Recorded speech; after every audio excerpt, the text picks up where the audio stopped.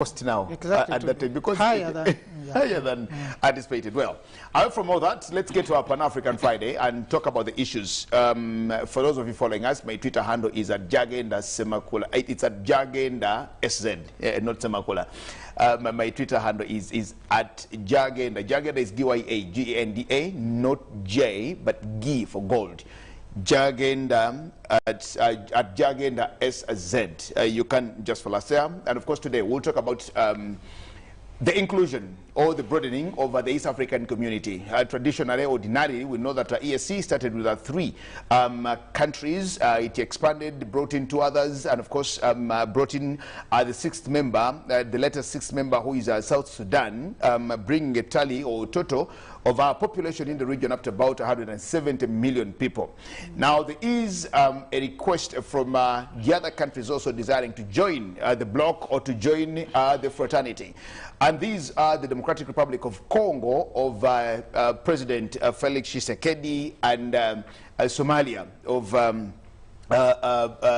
President Mohamedi Farmajo.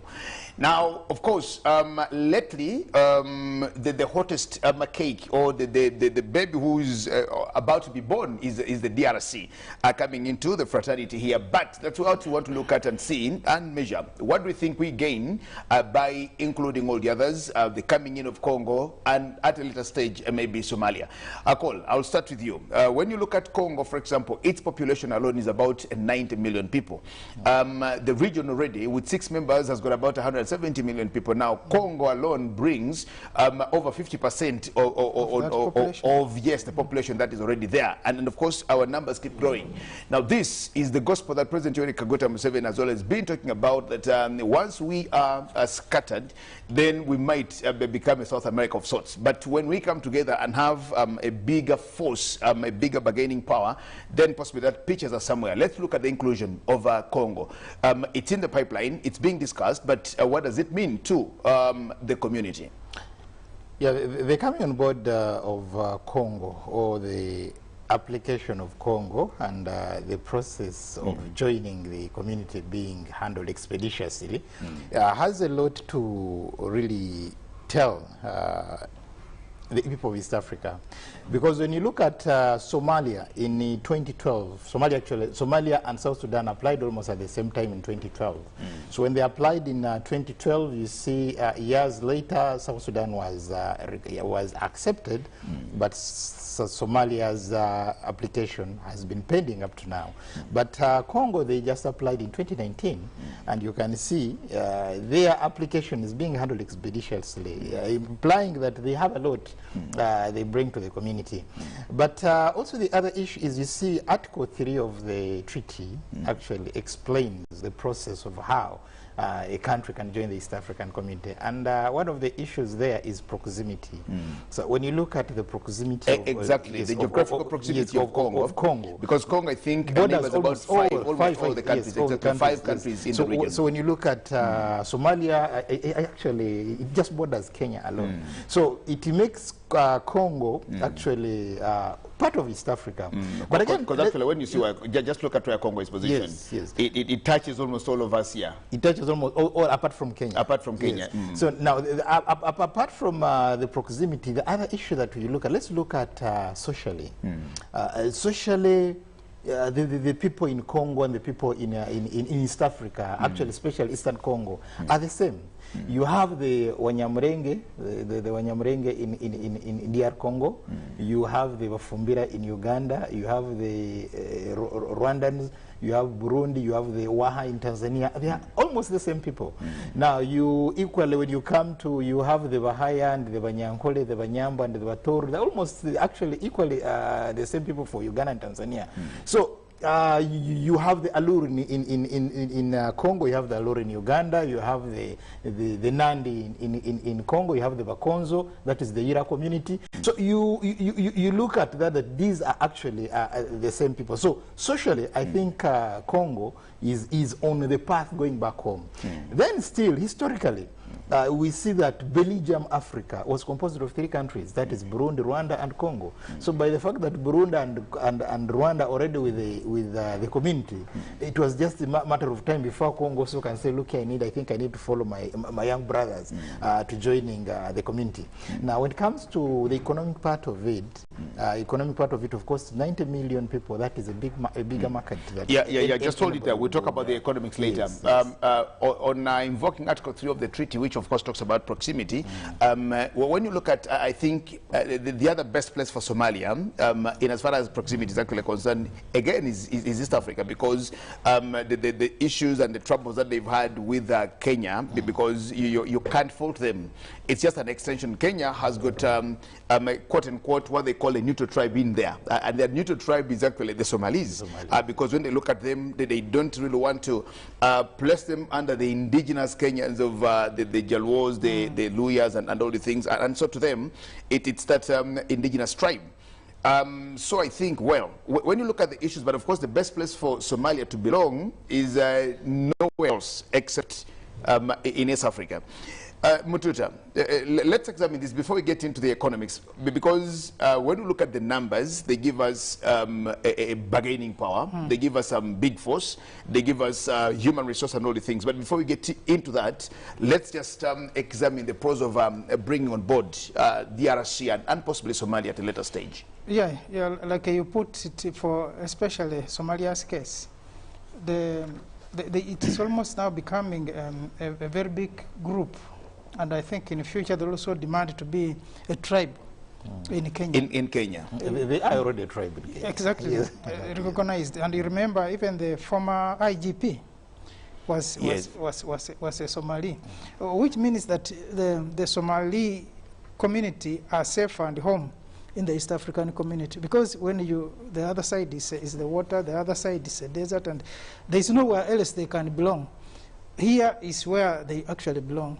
And no wonder that most of the support that they're having now in their problems, the big junk is coming from East Africa to support their struggle against the Al-Shabaab. Now, for Congo, at least I think we were on these programs, and I said, for me, if it were a personal decision, I would have first admitted in Congo before Sudan, because there is a lot in common, like you said, between the other East African countries and the Congo. We have many Congolese in Uganda, we have many Congolese in Burundi, we have many Congolese in Rwanda and Tanzania. And there is a lot when it comes to trading, and it has been a problem for Congolese traveling to Uganda or Ugandans traveling to Congo. There's a lot of business interaction, like he was putting. But you know, being outside of East Africa, one has to get a visa to go to Congo, and the Congolese have to get visas to come here. And yet now under the East African community, they will be traveling, either groups will be traveling either to or from Congo with ease, just using our national ID. So I think that is a very positive move. But at the same time, the president of Uganda has been talking about the numbers. Of course, today, even in politics, in economics, we need these numbers. And with these numbers, it can be a very big bargaining chip with the rest of the world, including the West. Now, although as a community, sometimes we get setbacks within the region, but these numbers can, if put to a good use, can be a very big bargaining power.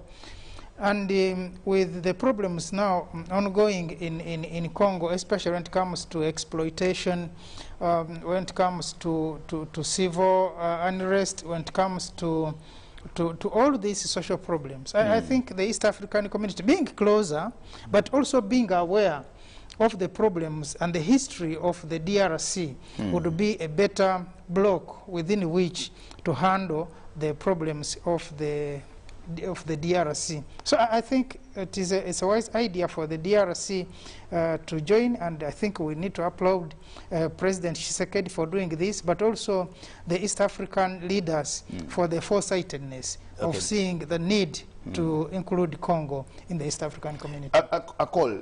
When you get back into the history of EAC, you'll notice that our founding fathers, President Museveni normally flashes that August of 1963 of Dr. Apollo Milton Obote, Mwalimu Kambarage Nyerere, and Mzee Muigai Kenyatta. And of course, there was time, and they wanted to see that thing happen now. It didn't happen. We lost it sometime in the 70s. Now it was again rejuvenated or revamped by now President Museveni, Mwai Kibaki, and I think it was actually the Moi in Kenya and Benjamin Mkapa in Tanzania. Now these are the ones who revived this thing and brought it on. Over the time, of course, we've seen all the other things coming on, and President Museveni has been put up there as a champion for it. Now, if you notice, you realize that Ugandans know more about this East African Federation or East African community or East African coming together, the integration, more than all the other countries. Yes. Is it a leadership problem or what? Because when you find Ugandans talking about integration affairs, they excel more than all the other partners in the region. In the Sudan, they don't seem like they're actually even up there. It's possibly is something, it's Maria Ditti's issue when he possibly meets President Museveni. When you go to Kenya, not so many Kenyans actually talk about the thing. It's more of their local politics of the BBI who's coming on next, who is where, you know, the political alliances and all the things. What do you think needs to be done? Because over the time, yes, we have leaders who are championing these things, but it doesn't seem like it's trickling down to we, the wananchi. Well, I must also say that we must thank the people and leadership of Uganda, that in both practice and spirit, actually, Uganda is ahead of the rest of the countries in terms of awareness of the East African community, in terms of awareness on regional integration, in terms of awareness on Pan-Africanism. So, and that comes from the leadership, because when you look at the 10-point program of NRM, that when they came, that was actually one of the key points, regional integration and Pan-Africanism. So one of the key points. And but that said, is that right from the inception, the President Yoweri Museveni in Uganda, of course, the vision was having a federation of the East African community. But incidentally, in other countries, especially Tanzania, they have never been in for a federation. They've never been in for a federation, and actually, I think apart from Mwalimu Julius Kambarage Nyerere, the rest of the presidents have never been in for united and a stronger East African community. So that is where the problem is. And of course, when you go to Kenya, Kenya, they are very busy with their own issues, because even much as they talk about the integration, but they feel that they are a stronger economy. They are the giants of the region, and therefore federating with others, maybe they are bringing on a burden that is not actually called for. So the country that you see is very passionate on issues of integration is really Uganda. That Ugandans, even look here, we talk of the 4 pillars of the integration pillars. We have the customs union, the common market, then the monetary union, and then the federation. But which is the last of all those? Because which is the last of all those? But when you look at the monetary, the free movement, the common currency, and all the things, then the last should be the political federation. The political federation. But when you look at the first 2 pillars that actually which were perhaps realized in the early days of the community, that is customs union and common market. I mean, some countries are still practicing protectionism. They are protecting, because when it comes to common market, it means that there should be free movement of goods and services. Don't even first get there, because we've just had a problem with our neighbors. I was listening to Dr. Ruto, Dr. Ruto on BBC in the night, talking about what the problems we've actually seen with the Ugandan maize. And of course, we're speaking for the people there and saying, yes, Ugandans are brothers, and we have no problem buying from Uganda maize. But at there are certain things that we actually want to see happen, and not only for people in Kenya, but I think even the brothers and sisters in Uganda. This was an interview that Dr. Ruta Clay had last evening on BBC. But just talk about the political federation itself, because it is the last of those, and I think it's Article 123, Article 123 of the treaty that talks about how we'll possibly all finally get into political federation. Now, like you said and highlighted, Tanzania has never been in this thing. Sometime in 2017, I think, they convened a meeting in Dar es Salaam and they adopted a confederation status to actually be the transition of the political federation in there.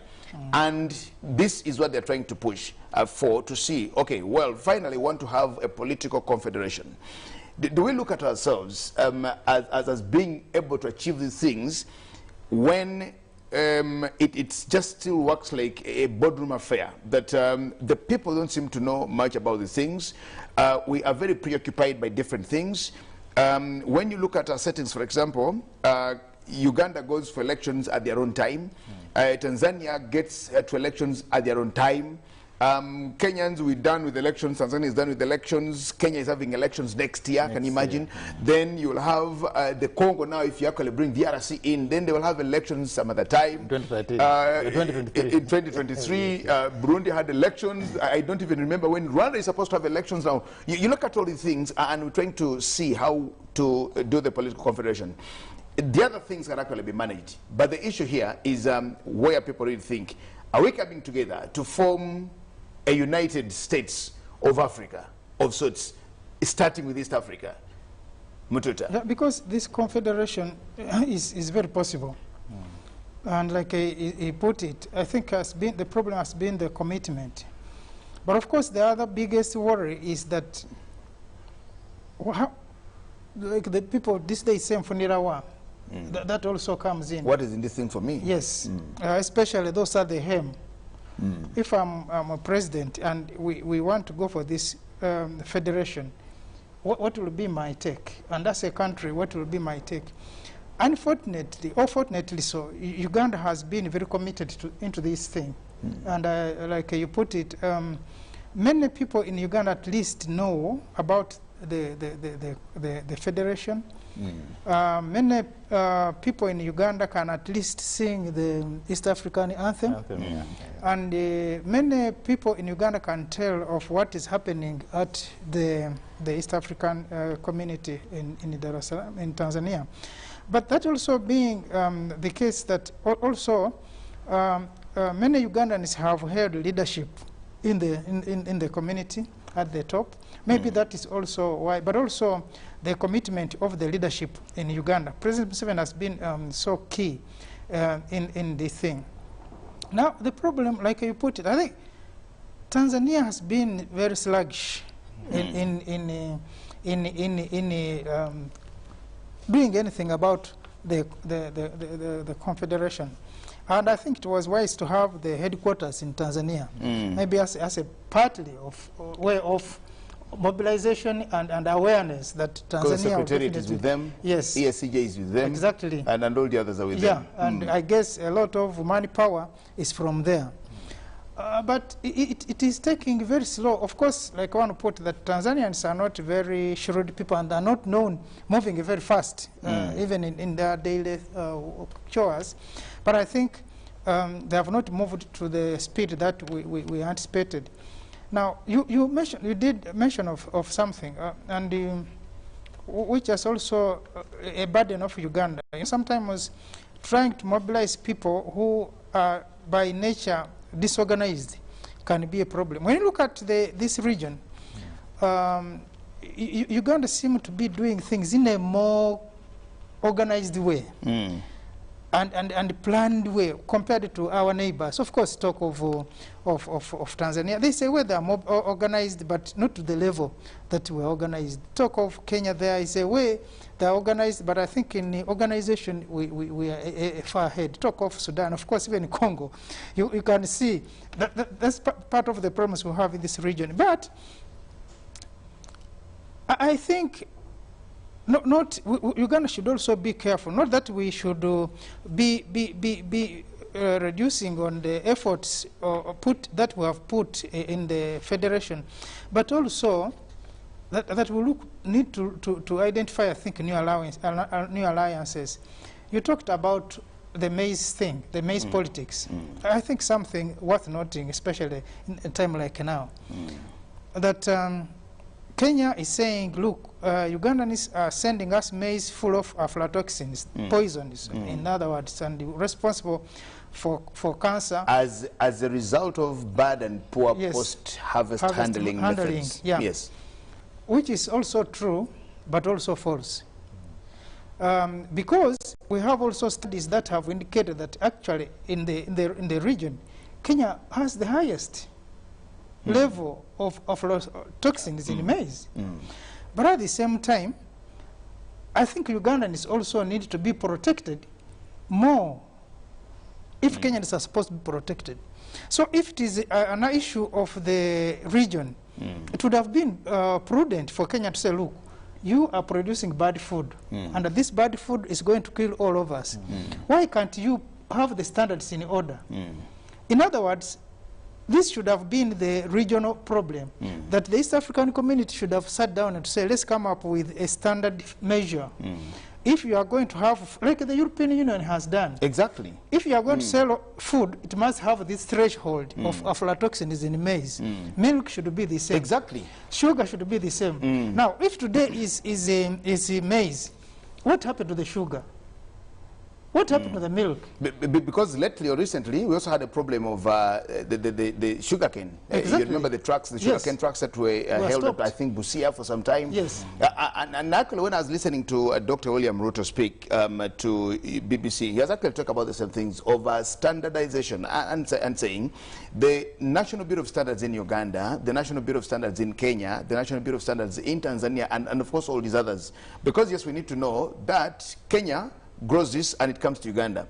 Uganda grows this and it goes to Kenya and it goes to all these others. Because, yes, the discussion should not be how to protect Kenyans. Yes. And not to protect our own Ugandans. Because even jargon in Uganda does not need flour, which is full of aflatoxins. But at the same time, you also know that we are getting like carrots, like tomatoes and onions from Kenya, which are heavily the grown areas where fertilizers are heavily used. And are they safer than the maize that we're giving to Kenya? So when you look at this, Kenya has this idea of entitlement. But you also remember that when the last East African community broke down, Kenya celebrated, because Kenya retained most of the properties of the East African community. Especially all the industries. That's how they built their aviation. That's how they built the aviation Exactly. industry. They benefited much from the aviation from the collapse. So I think no wonder they are very slow in undertaking the new move towards a different dispensation. But I think that is also maybe at the leadership level. But so if this, and also at the same time Tanzania is still imposing tariffs and we're supposed to be in a free trade area. But we still have tariffs that we are facing from Tanzania. So which means there is this need for more engagement as we move forward, to look at where we have come from. Because if that's not done, then we are riding on a very bumpy road with this community. We are admitting new people, fine, which is good, but also let's put a smooth run of the activities. Otherwise, this issue of Kenya behaving, one of the Russian lecturers was saying,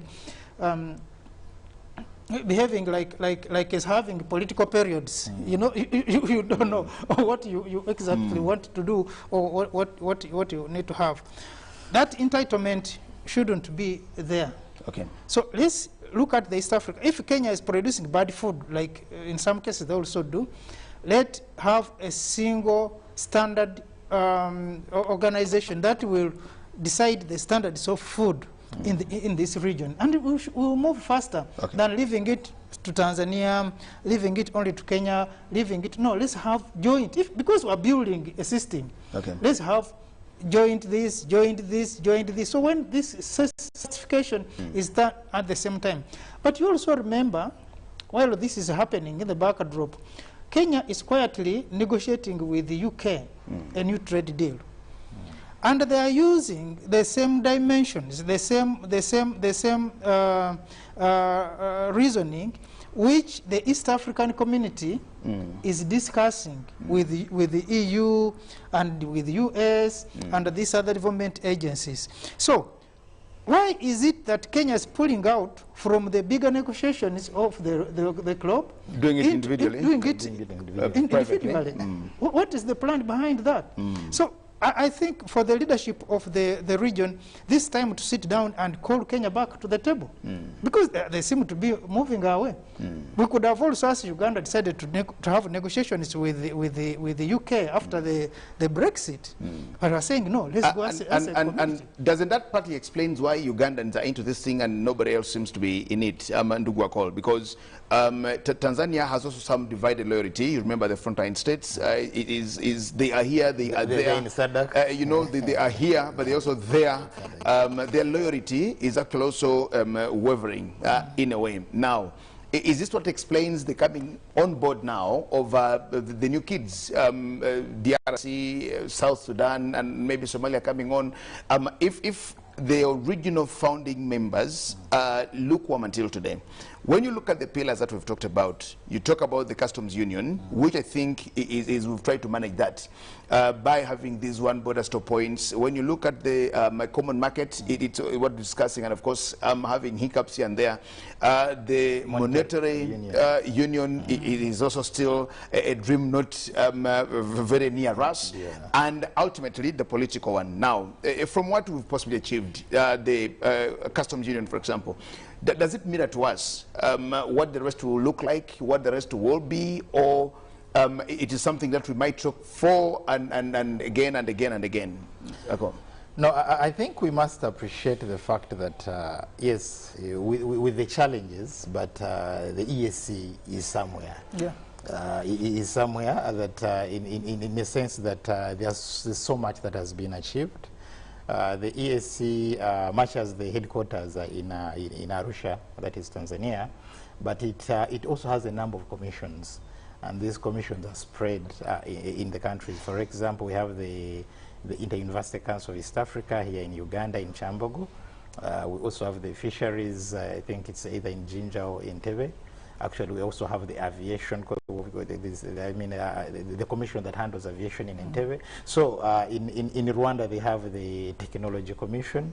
Burundi, they have the Healthy Commission. Tanzania, they have the East African Soil Commission in Zanzibar. So they have commissions. We have the one on Lake Victoria based in Kisumu. So there are a number of commissions, and they are actually spread across the region. So that is a serious step taken. Now, the East African community operates on a quota system and on a rotational arrangement. That the East Africa, with the Secretary General, you must have one serving for 5 years, and it is on rotational basis. And then the Secretary General has deputies.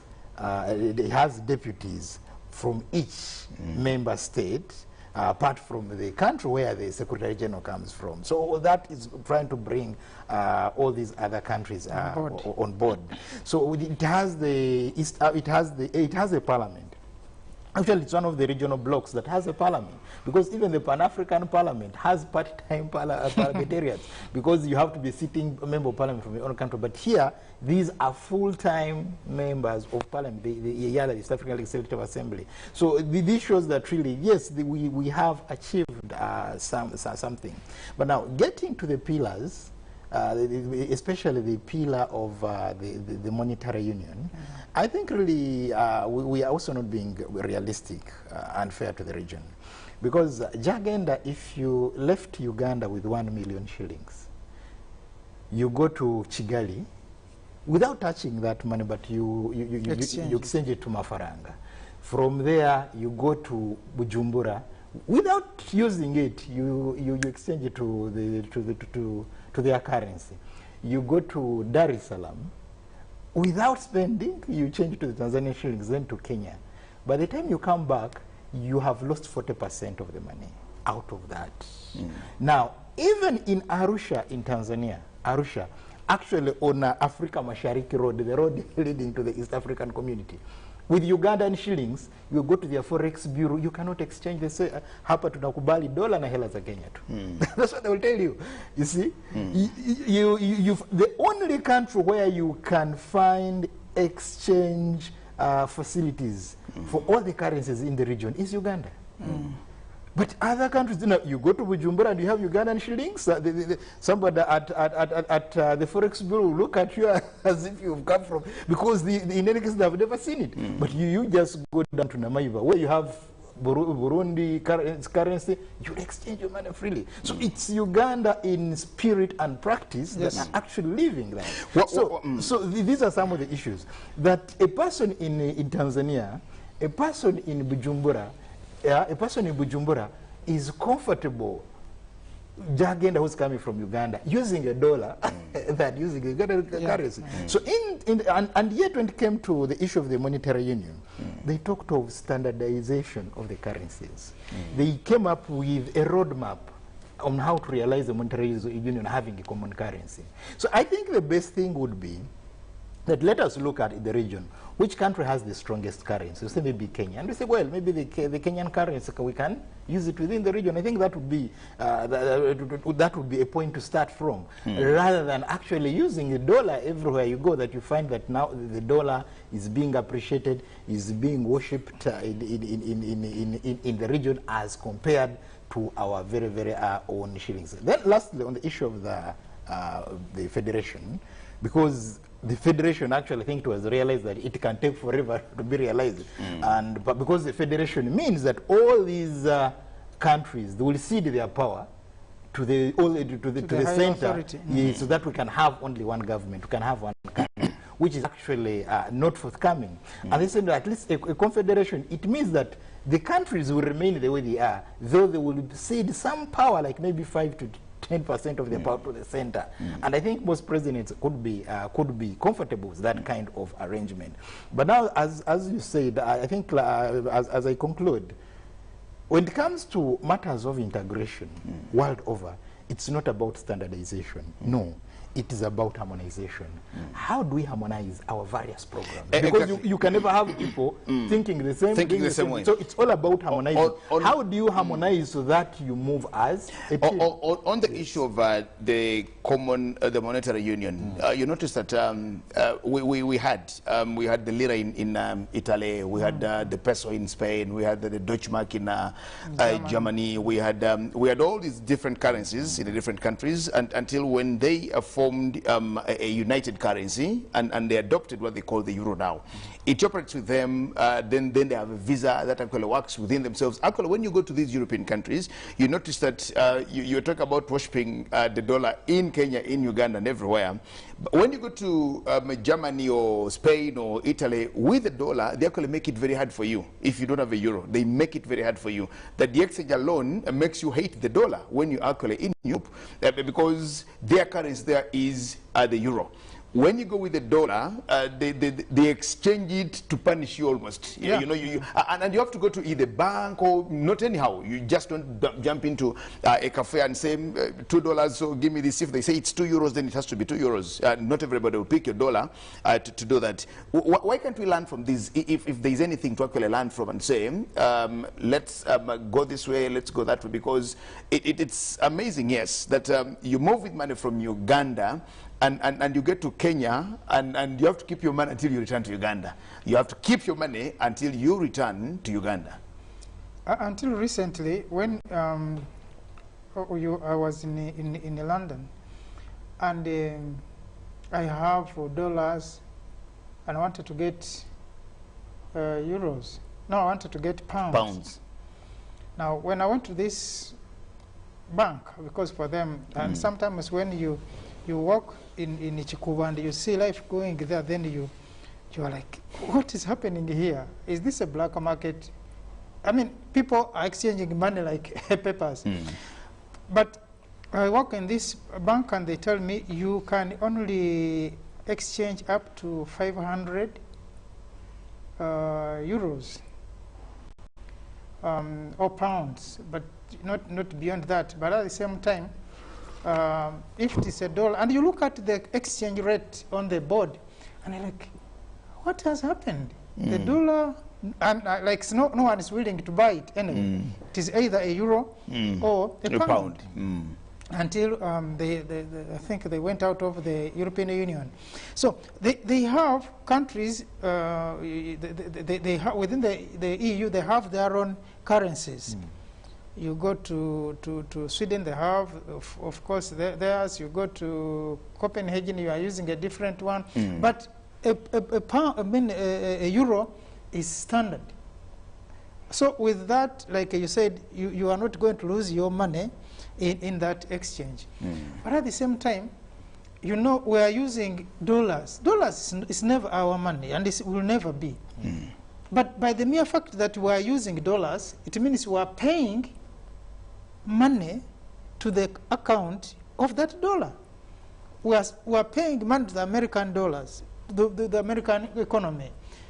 Why should it be that a dollar should, of course, it is the economic politics that you can use dollars. Recently, I think someone came up with an issue of using Chinese yen. And you know what the Japanese yen, the Chinese yuan actually. Yen, yes. The RMB. Yeah, RMB. So we can, as a region, if we have our own kind of a common currency for this, and that you don't need to take 10 years, 100 years to do that. We still can come up with a currency, and using that currency can somehow raise the level of our local currencies and have a kind of standard. You know, a euro in Uganda is cost, I mean, not a euro, that East African, whatever. Shilling. Yes, in Uganda will cost this, in Congo you will pay this, in Sudan you will pay this, and it becomes a norm. Because we do not have to have the same economies. No. Europe doesn't have the same economies. The economy in Germany is not the economy in Spain, so the economy in Belgium or anywhere. Yeah, but so then when you have this one standard shilling or whatever currency you are using, we will be able to do business in any part of the capital in the region, and still will not lose. But also, I think government also need to address because when I was in China, for example, before you make any exchange into a foreign currency of their economy, first of all, you need to have your details taken. Exactly. They must know where you are coming from, why you are exchanging this money, and what you are going to use it for. Where the money is coming from. And there's a limit to which you can exchange. And that means there are controls that keep this economy strong. You don't just walk in with the dollars and pour in the bank. There's a man who was stopped at one of the airports, and he was a Nigerian, and was saying, with a briefcase of dollars, where are you taking this money? So, oh, my money, oh. You saw? Say no, money, you don't have to carry it. You can have it on a card. You can have it in other form, not necessarily. But you know, Africans, I think, we have that problem of trying to have money. No wonder we can put in bills. Our preference for liquidity is high. Yes, it's high, because we are used to a cash currency. Else, people are using paper, plastic money.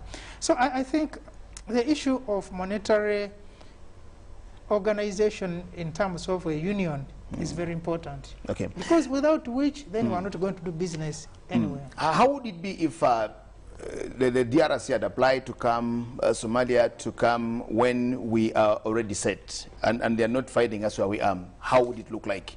How would it be if that come in and already by united and already integrated system? What would it look like, Akol? Well, if perhaps if you said South Sudan, Somalia, and maybe DRC, if they had waited, maybe they would have taken forever to join. Okay. Because you see, there are some countries that actually it is one step and two steps back. So in that process, of course, you have to join at whatever okay. Level. And that brings you to another issue. Yes. They would have waited forever, for eternity. Now, does their coming in help us expedite this? Yeah, in your thinking? No, in my thinking is that they are coming on board. Their coming on board comes with a number of opportunities, as I actually highlighted, because ideally, in the initial stage, when the treaty was being made, it only had one English as the official language of the community, and highlighted Kiswahili as the lingua franca, or the language of wider communication.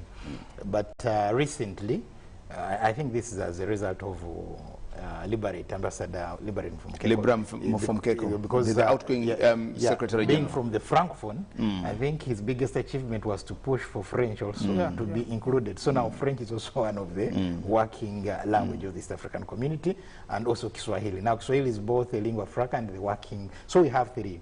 And I think now by the Congo, if Congo is accepted to just now be good news to them, because I remember some time back the people from Burundi were having issues when it comes to debate, because the treaty was very clear. Business is conducted in English, and they were having problems with English. Unlike in Rwanda, most of them came to school here, so they could easily speak English. Now, but also that said, and again that now brings in the question of Somalia, because Somalia was actually colonized by the Italians. The languages there is Somali and Arabic, and maybe Italian. So in the event that they are to be accepted in the East African community, it means therefore we have to adopt the African Union way that we should also bring on board Arabic. Or else we have, I mean, how are they going to do business? So I think that also still remains a very tricky issue for the part of the people in Somalia. But with Congo, now that we have the French is already on board, I think for them it will be easier for them to join the community and make a meaningful contribution to the development of the community. Won't that also delay the process a little? Because I'm trying to look at the European Union, for example, where you have all these countries speaking different languages. I've been to Germany, for example, where you speak English and everybody looks at you. In German, you speak English and nobody seems like they're even interested in asking you anything. You look at them, then they turn away. Then you get to Google and say, now I'm reading something here. I actually do not know what it means. Then you get to Google Translator and it will tell you, oh, you're actually waiting for the wrong bus. And nobody seems to be, so when we also get into the dynamics now of the lingua franca, for example, that should we think one of the reasons why we're taking actually long to even bring on board Somalia is because we're worried now, what will we speak with the people, with the brothers who come from Somalia when we get to Yala, for example, because the moment they are actually here, then we expect them to give us 9 members of parliament in Yala. We expect them to give us a representative at the ESCJ.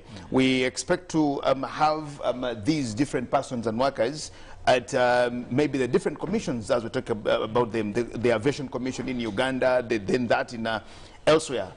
Won't they be disenfranchised in a way? Our time is running out. Gentlemen, let's have to sum it up. There's an English saying that if you want to go far, if you want to go faster, you go alone. You go alone. But if you want to go far, you go with others. Then you have to go with others. So this is a matter of not going fast. But we need to go far. To go fast. And if we are to go far, then we shall have to go with others. Now, when you go with others, then you are carrying their problems, including their fights in the parliament, including their all the issues about civil issues and all the things. Yes. But now that means that we will have to have all of these problems, both opportunities, but also problems that we are going to own. But then we need to move with our brothers.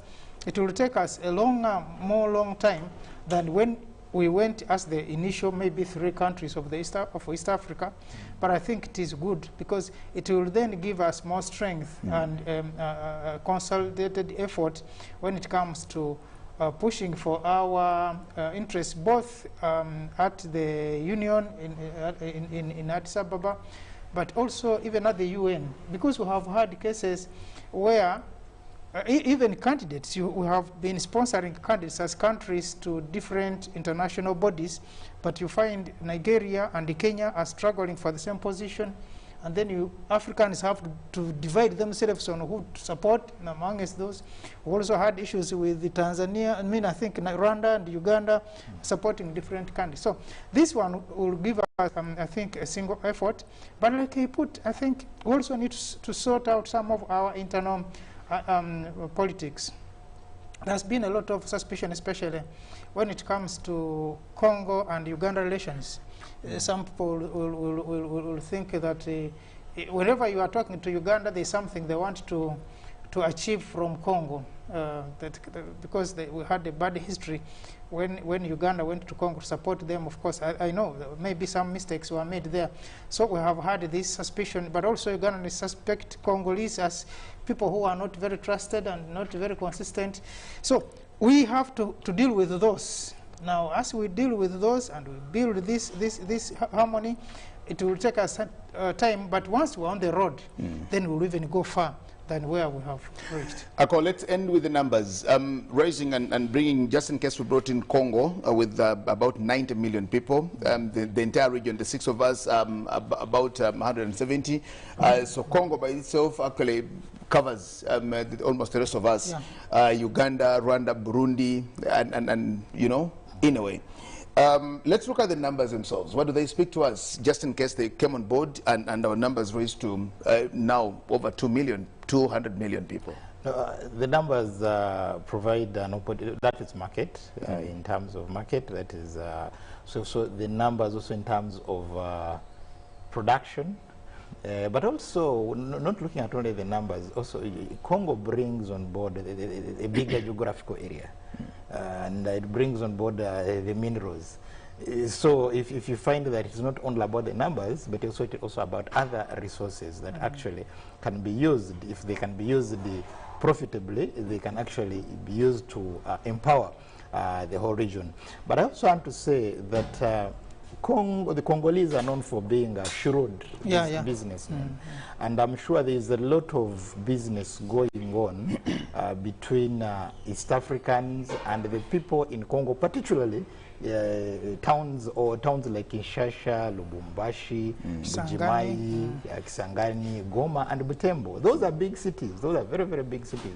And you find that there's a lot of business between East Africa and so once they join, I think there will be more opportunities for East Africans. There will be more opportunities even for the Congolese. Exactly. Okay. Finally, to you, Mtuta, we see the civil strifes in Somalia.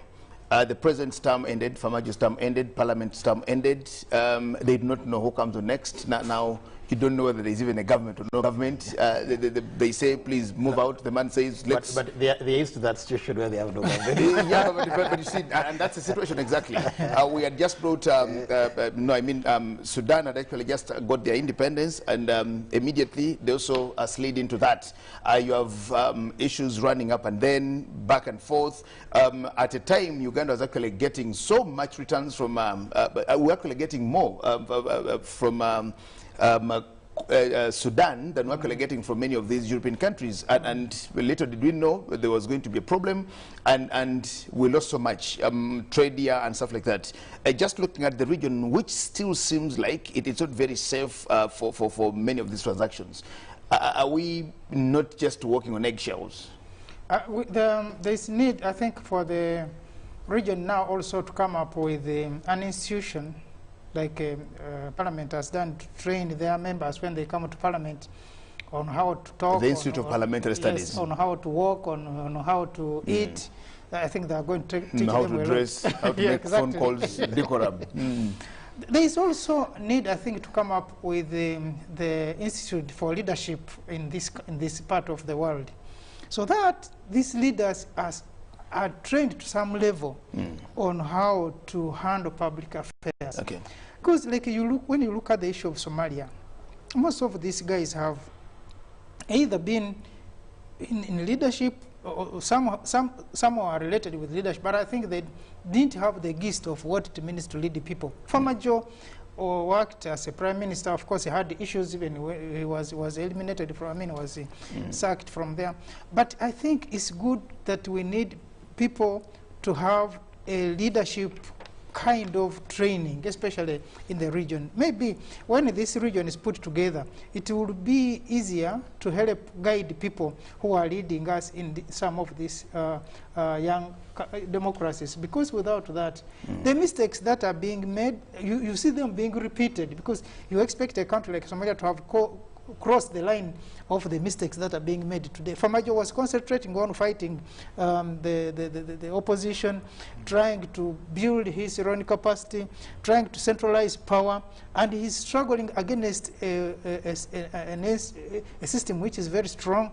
When he wants to do the universal kind of suffrage in terms of election, he has these clans that don't want to hear that. So he needed more time. But again, he spent all his 4 years trying to do PR things more than trying to do the administration and building capacity to be able to achieve. And he was on the right path. Okay. The problem is that he wasted a lot of time in things that he didn't matter at the end of it.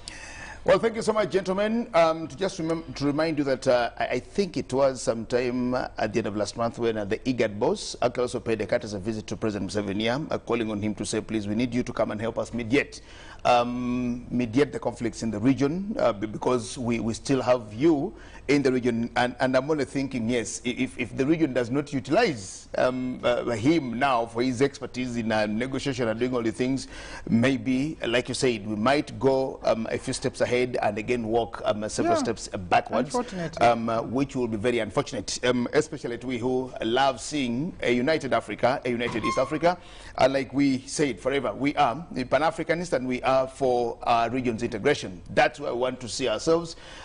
We want to see ourselves as East Africans and we want to see ourselves as Africans at the end of the day. Well, thank you so much. My name is Yagan Semakola Ziksoka.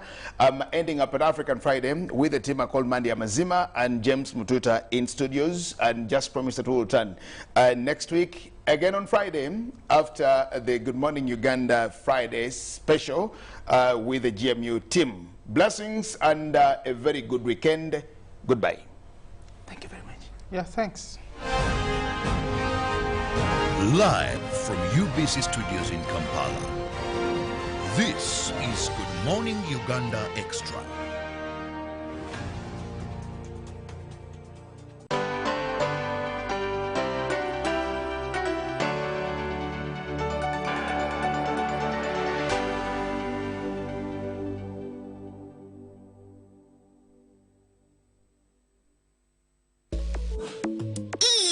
Enjoy great value from Airtel with the all-new